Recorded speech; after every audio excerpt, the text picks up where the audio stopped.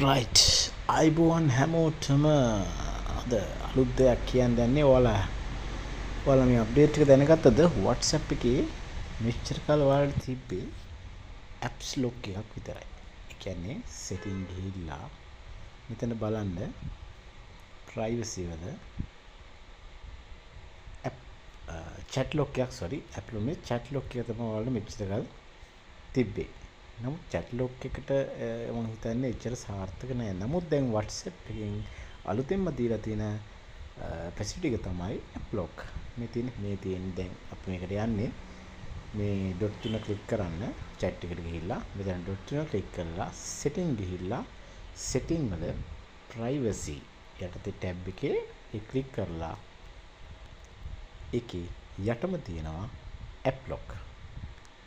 ඔය disable තියෙන්නේ. ඊට පස්සේ මේ ආකාරයට එනවා. ඊට පස්සේ වර මෙතන ටික් එක මෙහෙම දාගෙන හයි කන්ෆර්ම් කරන්න. මෙහෙම ඇඟිල්ල තියන්න මම මේක දාලා තියෙන්නේ. ඊට පස්සේ මෙතන අහනවා automatically lock.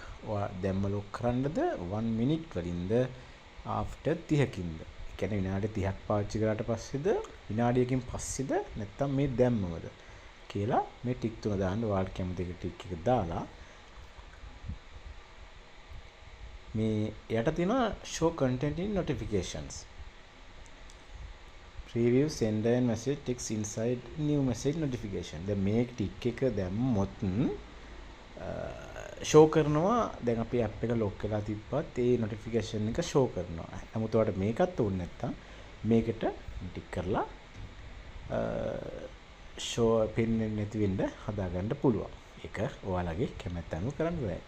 ඊට පස්සේ මෙතන ගිහිල්ලා මෙතන දාලා after 1 minute දාන්න ඔය ඔයාලා ඕන විදිහකට මම ඉමීඩියට්ලි දාගන්න.